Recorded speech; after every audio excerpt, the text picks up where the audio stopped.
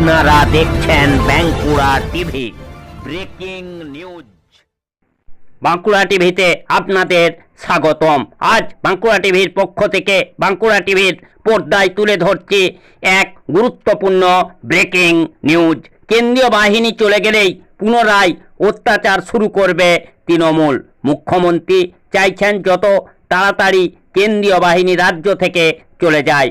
গোটা রাজ্য জুড়ে ভোট পরবর্তী সন্ত্রাস নিয়ে সরাসরি মমতা বন্দ্যোপাধ্যায়কে চরম আক্রমণ করলেন জনপ্রিয় জননেতা তথা রাজ্যের বিরোধী দলনেতা সম্মানীয় শ্রী শুভেন্দু অধিকারী মহাশয়। সেই খবর দেখতে থাকুন বাঁকুড়া টিভির পর্দায়।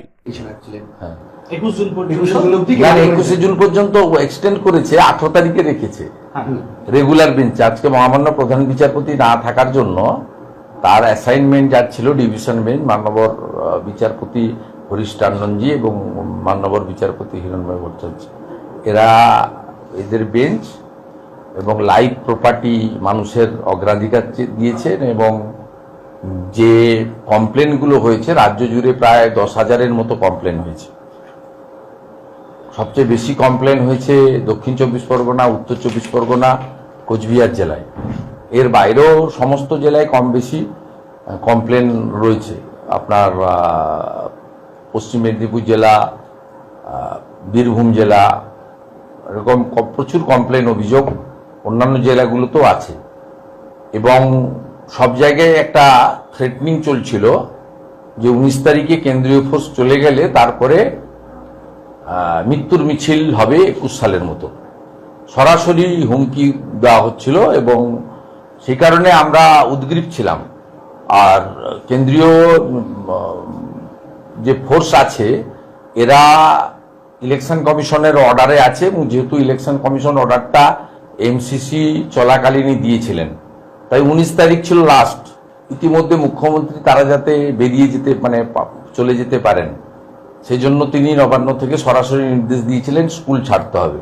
স্কুলে থাকলেন কোন বাড়িতে থাকলেন সেটা নিয়ে তো আমাদের বিরোধী দলের বা বিরোধীদের মাথা ব্যথা বা জনগণের মাথা ব্যথা নয়। থাকার দায়িত্বটা রাজ্য সরকারের। তারা যেখানে খুশি রাখুন, স্কুলও চালু রাখুন, এটা নিয়ে কোনো সমস্যা নেই। কিন্তু এই যে ধমকিটা গোটা রাজ্য জুড়ে চলছিল যে 19 তারিখে কেন্দ্রীয় বাহিনী চলে যাবে, তারপরে আবার 21 সালের মতো আমাদেরকে বা পঞ্চায়েত নির্বাচনের মতো আবার ব্যাপকভাবে অত্যাচার আমরা করব। কেন্দ্রীয় বাহিনী থাকা অবস্থাতেই প্রায় 8-10 হাজারের বেশি কমপ্লেন হয়েছে। মেল করে থানা তো অনেক জায়গায় কমপ্লেন নেয়নি, পরে অবসরকালীন বিচারপতি মাননীয় কৌশিক চন্দ্রের বেঞ্চ ডিজিপির 2টো মেল আইডি দিয়ে বলেছিলেন কমপ্লেন করতে, তাতেও কয়েক হাজার কমপ্লেন নথিভুক্ত হয়েছে। এবং ভারতীয় জনতা পার্টির উদ্যোগে বিভিন্ন জায়গায় যে শেল্টার করা হয়েছে তার মধ্যে আমি অনেকগুলো শেল্টার ইতিমধ্যে ভিজিট করেছি এবং পার্টির পক্ষ থেকে এবং আমি নিজেও ব্যক্তিগতভাবে তাদের লাইভলিহুডের জন্য পাশে দাঁড়ানোর ব্যবস্থা করেছি।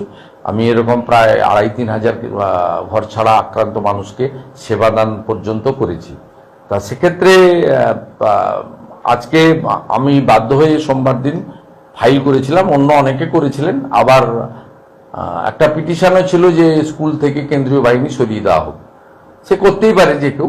সব মিলিয়ে আজকে প্রধান বিচারপতি মহোদয়ের বেঞ্চে এটা 1 নম্বরে ছিল। তিনি না বসার জন্য তার যে অ্যাসাইনমেন্ট যিনি পেয়েছিলেন তিনি লিভ গ্র্যান্ট করেন, এবং তিনি এবং তার যে সহযোগী মাননীয় বিচারপতি ছিলেন তারা হিয়ারিং করার পরে তারা মানুষের প্রপার্টি অ্যাসেট এটাকে অগ্রাধিকার দিয়ে 21 তারিখ পর্যন্ত সেন্ট্রাল ফোর্স থাকবে এক্সটেন্ড করেছেন। এবং 18 তারিখে রেগুলার বেঞ্চে এই মামলার হিয়ারিংয়ের জন্য বলেছেন। এবং সাথে সাথে যত অভিযোগ হয়েছে থানা স্তরে এবং ডিজিপি স্তরে ফিজিক্যালি বা মেলের দ্বারা সমস্ত অভিযোগের একটা অ্যাকশন টেকেন রিপোর্ট এজিকে ডাইরেকশন দিয়েছেন জমা দেওয়ার জন্য, এবং এটা কন্টিনিউয়াস প্রসেসের মধ্যে থাকবে। আমরা চাই যে কেন্দ্রীয় নিরাপত্তা বাহিনী এখানে আরও বেশ কিছুদিন থাকুক এবং প্রত্যেকটা অভিযোগের তদন্ত সাপেক্ষে ব্যবস্থা নেওয়া হোক। এবং যারা বাড়ির বাইরে আছে প্রায় 5-6 হাজার 7 হাজার মতো মানুষ বাড়ির বাইরে আছে, কেউ আত্মীয়র বাড়িতে, কেউ অন্য রাজ্যে, কিছু শেল্টার শিবিরে, বিভিন্ন জায়গায় ভারতীয় জনতা পার্টির কার্যালয় বা অন্যান্য জায়গায়। আশ্রমে অনেক জায়গায় আছেন, অতিথিশালায়, তারা যাতে নির্ভয়ে বাড়ি ফিরতে পারেন সেই ব্যবস্থা প্রশাসনের পক্ষ থেকে করা হোক, এটা আমরা চাইছি। এবং ভারতীয় জনতা পার্টির যারা জেলা স্তরে কার্যকর্তা আছেন বা যারা গত নির্বাচনে লড়েছিলেন, যাদের এলাকা সাফার করেছেন, তারা প্রত্যেকে চেষ্টা করছেন আমি রাজ্যের বিরোধী দলনেতা হিসেবে রাজ্যের শাসক দলের দ্বারা আক্রান্ত প্রত্যেকটা মানুষের পাশে দাঁড়ানোর আমার যেটুকু সীমাবদ্ধ ক্ষমতা আছে, অসীম ক্ষমতা নেই, তার মধ্যে আমি দাঁড়ানোর চেষ্টাও করেছি। আমি তাদের এলাকা পর্যবেক্ষণও করেছি, লিগ্যাল ব্যাটলও করেছি। ভবিষ্যতে সাংবিধানিক দায়িত্বে যারা আছেন তাদের কাছে নিয়েও আমি আক্রান্ত মানুষজনকে নিয়ে পৌঁছানোর চেষ্টা করব।